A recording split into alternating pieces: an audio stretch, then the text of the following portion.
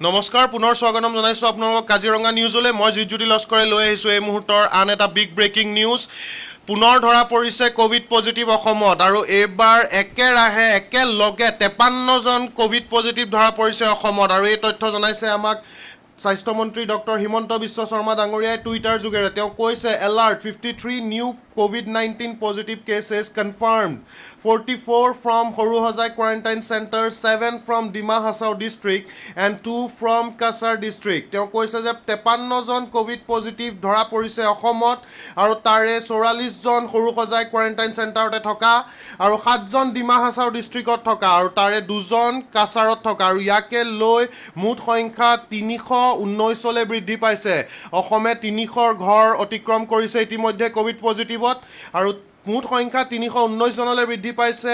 আৰু 258টা কেছ এতিয়াও এক্টিভ হৈ আছে